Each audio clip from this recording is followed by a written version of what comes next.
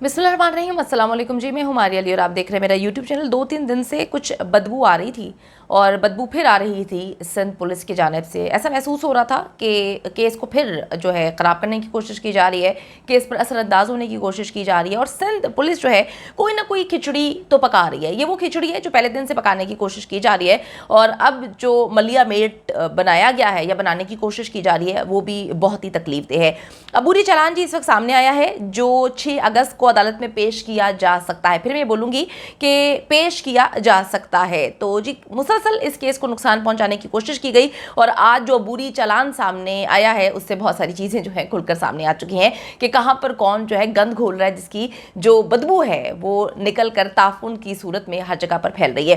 जिंदा लाश और शबीर के खिलाफ जी अगवा के ठोस शवाहिद होने के बावजूद अगवा की दफात निकालने की बात बड़ी ही अजीब है, बहुत अजीब है। जब सीडीआर डेटा सामने आ जाता है उससे ये बात साबित हो जाती है। शबीर इतराफ़ भी कर लेता है कि वो कराची में था, जो भी वो कहानियां सुनाता है, जिस पर आयु ने यही कहानी सुनाई थी कि जी मुझे इनकी बातों पे एतबार नहीं है। सीडीआर डेटा मौजूद है, लोकेशंस मौजूद हैं, जिससे पता चलता है कि ये दोनों कराची में मौजूद थे। उसके बाद ऐसी दफात लगाना जिससे इनको बेल मिल सकती है और इनके खिलाफ अगवा के ठोस शवाहिद होने के बावजूद जो है अगवा की दफात निकालने की बात करना, ये अबूरी चालान में सामने आया है। अच्छा जी, मुझे समझ नहीं आ रही कि बच्ची माइनर है, बच्ची का मेडिकल करवाया जाता है और बच्ची जो है वो माइनर आ जाती है, यानी कि बच्ची की उम्र जो है कम है। उसके बाद बच्ची की बयान को अहमियत देना, वो भी इतनी अहमियत देना, ऐसा बयान जो उस वक्त दिया गया जब बच्ची की उम्र 18 साल लिखवाई गई थी, मेरी समझ से बालातर है। आयु जो है उस पर किसका प्रेशर है, क्योंकि उसने ऐसी दफात लगाई हैं जो कि आराम से ये मुल्ज़िमान जो है बेल करवा लेंगे। मतलब ऐसी कोई दफात नहीं लगाई गई जिसके बिना पर आप कहेंगे जी इनको मुश्किलात में घिरना पड़ेगा, इनकी मुश्किलात में इजाफा होगा। क्योंकि मुझे भी ये चीज़ें समझ आ रही हैं। आप लोग मुझसे सवाल करते हैं, देखिए जी मेरे पास भी बहुत सारे सवालात के जवाबात नहीं हैं। मेरे पास ये सवालात के जवाब नहीं है कि जो मरकज़ी मुल्ज़िम है जिसने बोगस निकाह किया है उसको अभी तक ज़मानतों पे ज़मानत क्यों मिल रही है। मेरे पास इसका भी जवाब नहीं है कि जो इस बोगस निकाह का गवाह है, एक गवाह अंदर है, दूसरा गवाह शबीर बाहर है और जो मरकज़ी मुल्ज़िम है उसको बेल मिलती रहती है, जो निकाह खां है उसको बेल नहीं मिलती। तो ये इतना मैं खुद इतनी कन्फ्यूज़ हूँ। जब मैं खुद कन्फ्यूज़ हूँ तो मैं आप लोगों को किस तरह से सेटिस्फाई कर सकती हूँ। तो बड़ी अजीब सी बात है, ये बातें मेरी तो समझ से बालातर है। अच्छा जी, आईओ पर मुसलसल प्रेशर है और ये प्रेशर इसके अबूरी चालान में नजर आ चुका है, क्योंकि इसने ऐसी दफात लगाई है जिससे मुल्ज़िमान बहुत आसान, उनकी ज़िंदगी आसान हो सकती है, बल्कि हो रही है और उनको बेल मिल सकती है। कोई ऐसी दफात नहीं लगाई गई जिससे मेहदी अली काज़मी का केस जो है उनकी साइड से मजबूत होता हुआ नजर आ रहा है। सईद रिंद ने अपने आप को बचाने की कोशिश की है, इतना उसने बचाने की कोशिश की, जो अबूरी चालान उसका सामने आया है उन्होंने अपने आप को मुकम्मल तौर पर बचाते हुए जो मलबा है, जो सारी गलतियाँ हैं वो इदारों पर डाल दी हैं और उन्होंने अदालत पर भी डाल दी है। कितनी अजीब सी बात है कि उन्होंने ऐसी ऐसी चीज़ें अंदर लिखी हैं। उन्होंने कहा कि जी मैं तो ये करना चाहता था, मैं फलां चीज़ करना चाहता था, मैं तो एमएलओ करवाना चाहता था, लेकिन मुझे अदालत से परमिशन नहीं मिली। तो भाई आप वहाँ पर चुप करके बैठे हुए थे। आपको अदालत को जब तक आप बताएंगे नहीं, आप जोर नहीं देंगे, आप उनको बताएंगे नहीं कि जी क्यों एमएलओ करवाना ज़रूरी है, तो डेफिनेटली जो है वो फिर मामला तो इसी तरह होंगे। अब ये अपने आप को इस अबूरी चालान में मुकम्मल तौर पर साफ करते हुए मलबा इन्होंने बाकी इदारों पर डाला है, मलबा इन्होंने अदालत पर डालने की कोशिश की है। अच्छा जी, ये जो चालान है, ये जो अबूरी चालान है अभी अदालत में पेश नहीं हुआ, इसको प्रोसिक्यूशन को भेजा गया है और मैं बहुत ज़्यादा अजीब महसूस कर रही हूँ कि ऐसा अजीबोगरीब किस्म का चालान, अबूरी चालान बनाने की वजह क्या है, किस चीज़ का प्रेशर है, क्या प्रेशर है इनके ऊपर जो इन्होंने इस तरह का चालान जो है वो पेश किया। अच्छा जी, इतनी गेम्स डाली जा रही हैं, इतनी ज़्यादा गेम्स डाली जा रही हैं इस नए आईओ की जानिब से।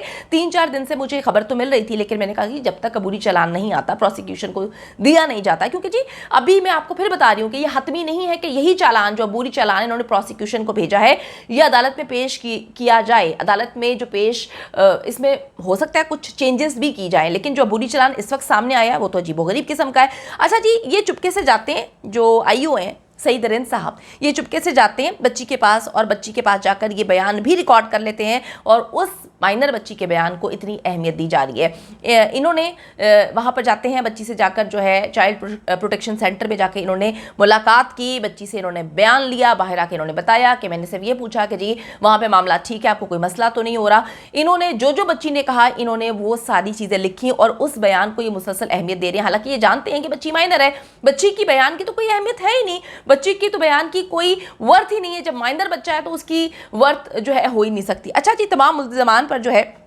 वो काबिल ज़मानत दफ़ात डाल दी गई हैं ताकि वो सुकून से ज़मानत लेकर तफ्तीश के ऊपर असरअंदाज हो सकें, जिस तरह से अभी वो तफ्तीश के ऊपर बैठकर असरअंदाज हो रहे हैं। फिर ये लोग कहते हैं कि जी ये गैंग नहीं है, फिर कहते हैं ये नेटवर्क नहीं है, फिर ये कहते हैं कि जी ये बेचारे मस्कीन गरीब है, इतने मस्कीन गरीब कि जी हर बंदा जो है इनके ताबे है, हर बंदा इनके मुताबिक जिनको सहूलतकारी इनकी कर रहा है।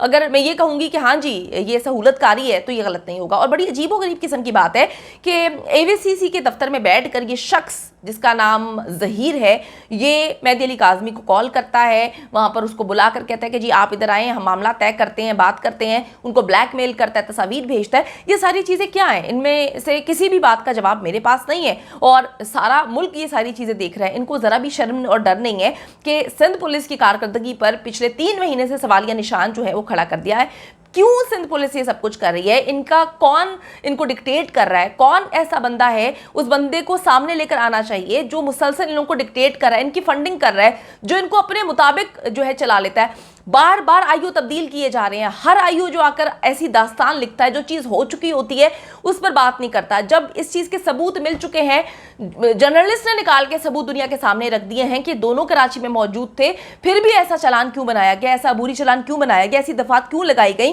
कि अगवा के ठोस शवाहिद होने के बावजूद उनको बचाने की कोशिश की जा रही है। अच्छा जी, और आप सबको पता है कि एक मासूम सी बच्ची मुगविया, उसको इशारे देकर इन्होंने ब्लैकमेल करने की कोशिश की है। ऊपर से आईओ ये हरकत कर रहा है कि चुपके से जाकर खुद मिल लेता है, बच्ची का बयान भी ले लेता है। और मतलब मुझे तो ये बात समझ नहीं आ रही कि उनको जो इतने तजर्बाकार है उनको ये बात नहीं पता कि बच्ची का, माइनर बच्ची का बयान का कोई वर्थ नहीं होती, कोई अहमियत नहीं होती। और जो ड्रामेबाजी ये लोग बाहर दिखा रहे होते हैं वो अलग है, किस तरह से लोगों पर बंदूकें तान रहे होते हैं, किस तरह से लोगों को डंडे मार रहे होते हैं, डंडे दिखा रहे होते हैं, जर्नलिस्ट पे इन्होंने किस तरह से हरकत की। मेरा ख्याल है अब जो इन अबूरी चलान की कड़ियों को मैं जोड़ने की कोशिश करूं तो मुझे ये समझ आती है कि रिंद साहब जब पहली बार बच्ची को लेकर आते हैं और जो पिस्टल तानते हैं और जो छड़ियां दिखा रहे थे, मीडिया के लोगों को दिखा रहे थे, तो इससे ये बात समझ आती है कि वो मीडिया को इशारा देने की कोशिश कर रहे थे कि भाई आप लोग पीछे रहें, आप लोग पीछे रहें, वरना हम लोग आपके साथ पता नहीं क्या कुछ कर सकते हैं। अब तो मुझे खौफ महसूस होना शुरू हो गया कि ये लोग क्या कर रहे हैं। जिनसी ज्यादती की दफात जी हज़फ की जा रही हैं, MLO ना करवाने का फायदा मुल्जिमान को होना था। पहले दिन से हम ये बात बोल रहे थे कि खुदा के लिए MLO करवाया जाए। रिंद साहब ने लिख तो दिया, दरखास्त तो दे दी, लेकिन आराम से वहां पर बैठकर उन्होंने कुछ भी नहीं बोला।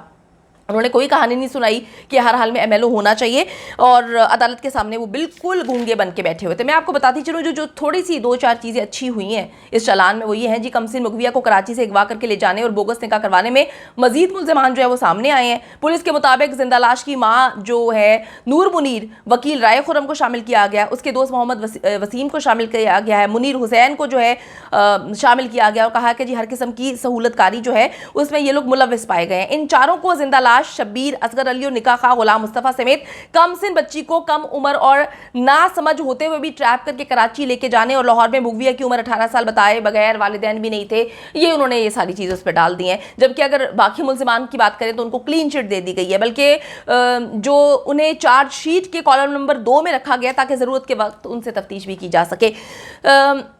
अजीबोगरीब सिचुएशन है, लेकिन मैं फिर हमेशा ये बात बोलती हूँ कि उम्मीद करते हैं इंशाअल्लाह ताला शायद इन लोगों के दिमाग में कुछ अच्छी चीज़ आ जाए कि 6 अगस्त को जो चालान अदालत में पेश करना है वो ये ना हो, इसमें ये लोग चीज़ों को ऊपर नीचे करें, इनको पता चले कि भी इन्होंने कहाँ कहाँ पे गलतियाँ की हैं। और मैं ये बात बोलती हूँ कि अल्लाह पे यकीन रखें, इंशाअल्लाह ताला हक़ और सच की फतह होगी। आप लोगों ने परेशान नहीं होना, घबराना नहीं है, अल्लाह से दुआ मांगते रहना है और इंशाअल्लाह ताला सारी चीज़ें बेहतर हो सकती हैं और होने की जानिब आगे कदम भी बढ़ाने की कोशिश की जा सकती है।